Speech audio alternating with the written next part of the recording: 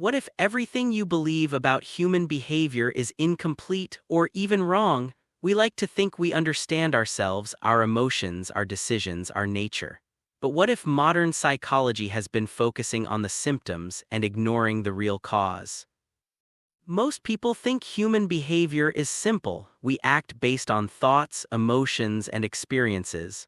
Psychology studies what we do, how we react, and sometimes why we feel a certain way.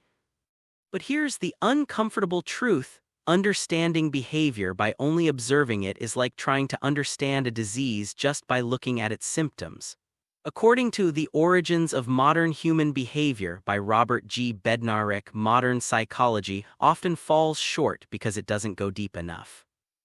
It focuses on what we can see today: actions, reactions, patterns, but it rarely explains how and why these behaviors developed over thousands, even millions of years. And that's where things start to get dark.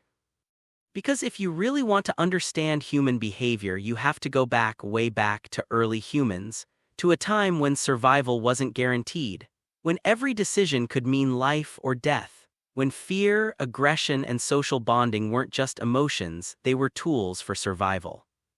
The truth is, a lot of what we call normal behavior today may actually be ancient survival mechanisms.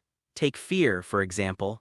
Why do we feel anxious in situations that aren't actually dangerous? Why does our brain sometimes overreact?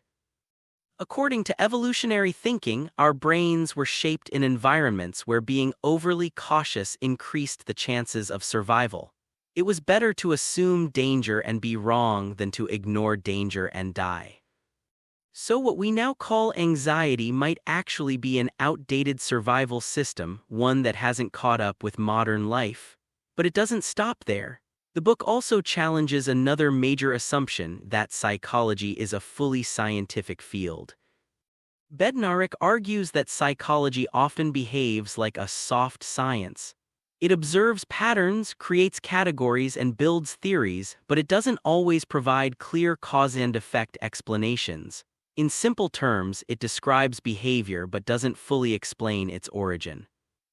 And when we try to understand human behavior without looking at its roots, we miss the bigger picture. Now let's go even deeper. Another key idea in the book is that human intelligence didn't evolve just because of technology, it evolved because of social needs.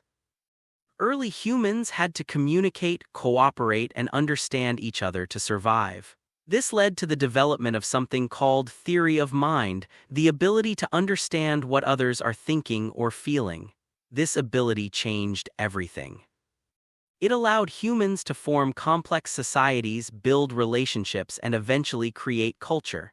But it also introduced manipulation, deception, and social pressure. Because once you can understand another person's mind, you can influence it. And that's where human behavior becomes even more complex and a bit darker. We don't just act based on logic. We act based on hidden drives, social expectations, and unconscious patterns that were shaped long before modern civilization even existed. The book also criticizes archaeology, the science we rely on to understand early humans. It suggests that much of what we believe about ancient human behavior is based on incomplete data, assumptions, and sometimes even bias. In other words, the story we've been told about human evolution might not be as accurate as we think. This raises a serious question. If our understanding of the past is flawed, how can we fully understand ourselves today? And here's another uncomfortable truth. Human evolution wasn't a straight path of progress. We often imagine evolution as a steady climb toward perfection, becoming smarter, better, more advanced. But according to the book, that's not how it works.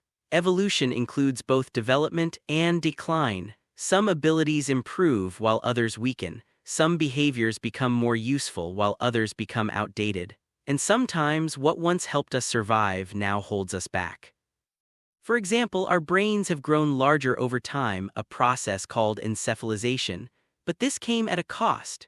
Human babies are born more vulnerable, more dependent, and require longer care. This creates social pressure, emotional bonds, and complex family structures, so even our intelligence comes with trade-offs. And this leads us to the biggest realization of all: human behavior is not perfectly designed for modern life. It's a mix of ancient survival instincts, social evolution, and incomplete adaptation. That's why we experience conflict between logic and emotion, between what we know and what we feel. And maybe that's the real dark truth. We're not fully in control of our behavior, not because we're weak, but because our minds were shaped in a completely different world. So next time you feel fear, anxiety, anger, or even social pressure, ask yourself this: is this really me, or is this my ancient brain trying to survive in a world that no longer exists? Because understanding that difference might be the first step to truly understanding yourself. If you want to explore more about human behavior, psychology, and the hidden forces shaping your mind, make sure to subscribe.